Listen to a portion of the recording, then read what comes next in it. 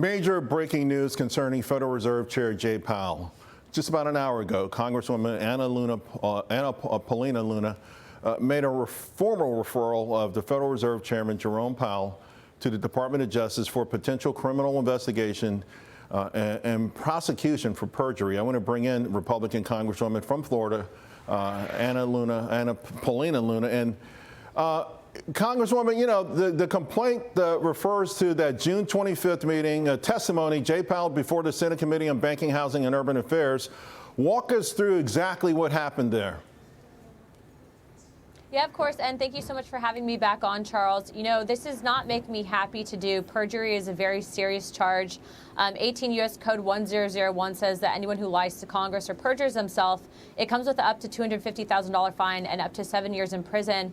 But ultimately, this has to do with the renovations that Powell greenlit without the authority or oversight of a design review board. What I can tell you is, you know, him saying that $700 million over budget is something minimal. Meanwhile, you could have a number of buildings built for that price. And it seems like, you know, right now we're seeing obviously inflation that he really has refused to address. And what I would say is that everything that he's done, in my opinion, instead of focusing on really doing his job and being held accountable, working with the Planning Commission, he's actually done the exact opposite, and he should be held accountable for his actions. You know, it's pretty clear the Fed must have known something was coming. This past weekend, they added a video to a frequently asked questions segment of their webpage that they just updated the week before that concerning this. And they said, listen, there was no VIP elevator. There's no extra stuff. Everything that they did was above board. So they obviously were pre-planning this. What do you make of that, them sort of going on offense this way? Well, you know, I think that it needs to be Mr. Powell himself that needs to be making that argument, not the Fed as a whole. And I would say that he was the one that went out there and made the comments to Senate. His testimony is directly conflicting with actually what's being done in design and bill. I believe the only thing that was not in his testimony that was accurate is there are no beehives. Or bees in the rooftop, but there's rooftop terraces. And so what I would tell you is right now, again, you know, $700 million is not a small number.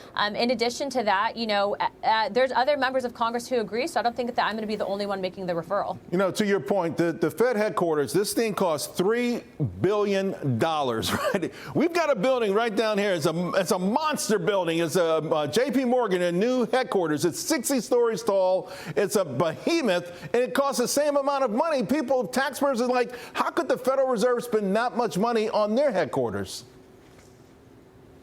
I mean, it's really absurd. And what I will also say is that initially, I think the estimated cost for a new roof would have been to the tune of, I think, at max, maybe 2 million ventilation systems. So the fact that this is costing billions, you know, I saw a statement that was actually made that said, you know, the initial cost of the capital would have been less than what he spent on the Fed. And so what I will tell you is that, unfortunately, in Washington, you get people in positions of power who don't feel that they're accountable or need to answer to people, and they're being irresponsible with the money. And this is the guy that's supposed to be in charge of managing all of our money. So I hear that there's a lot of good people lining up for that job. Again, this doesn't make me happy to do, but unfortunately, he lied to Congress, and he should be held accountable. Before I let you go, this is a complaint about his testimony, lying before Congress. But a lot of people are saying the overruns in them of themselves were sort of went far beyond their jurisdiction, far beyond what the Federal Reserve was allowed to do. I read from a Dartmouth professor, for instance, that many of these things that they spent this money on, they simply had no authority to do that.